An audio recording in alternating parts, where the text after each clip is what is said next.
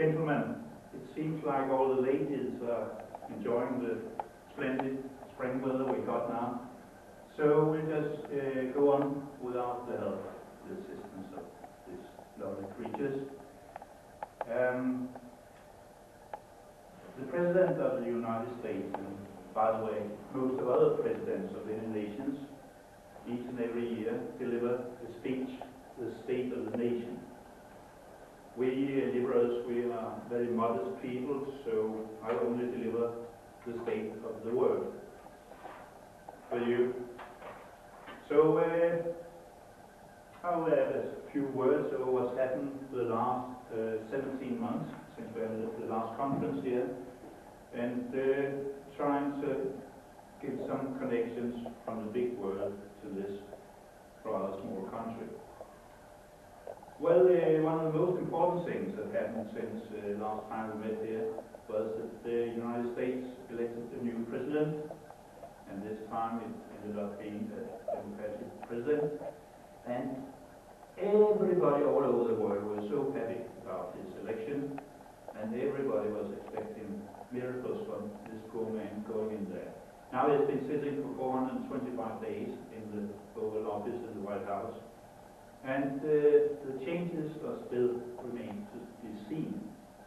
It is a tradition for American presidents that if it is Democratic president, they tend to concentrate on the United States indoors, and if it is a Republican, they look more to the rest of the world.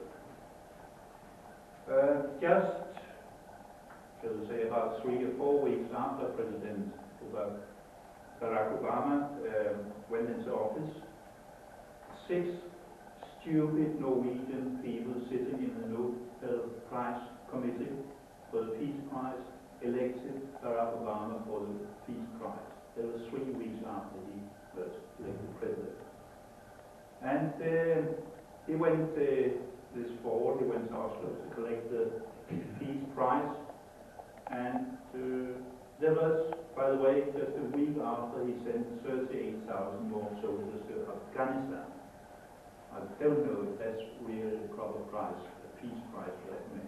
Okay, he's still got 3 years left, or almost, and he is a nice guy, and we hope there will be no big problems for him. At least he avoided, like his predecessor, George W. Bush, to be attacked by terrorists. He didn't have that problem.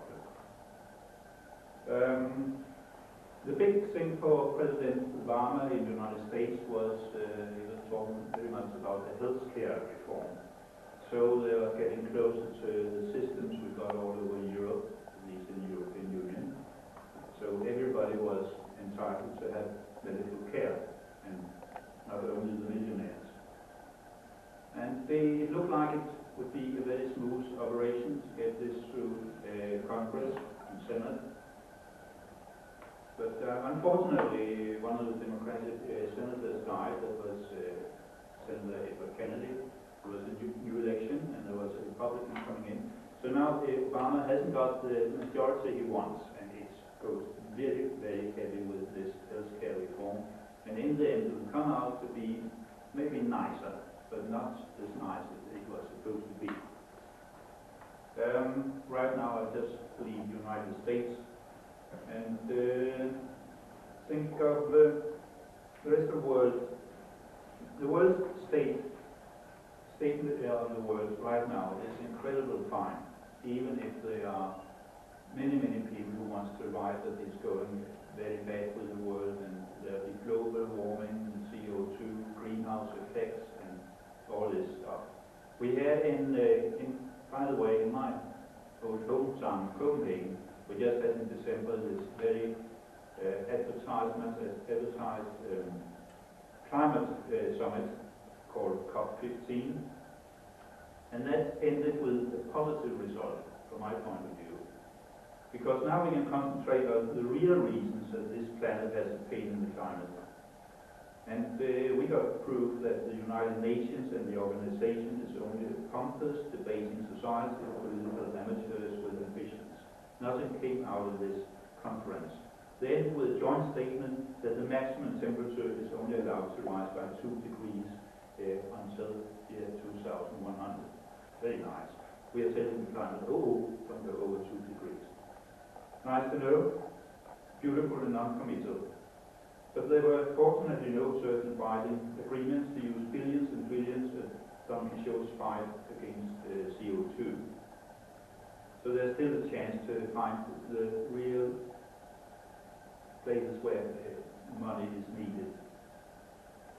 The embarrassing and comical thing at COP15 was that the 119 top politicians they tried to convince each other and the rest of the world about global warming, while at the same time the snowstorm was raging outside the doors, and England was covered with snow, and the East Coast of the United States was all covered with snow, and at the same time they were trying to convince us that it was true, it was terrible global warming. We couldn't really feel it on our bodies. There is, for the last few months or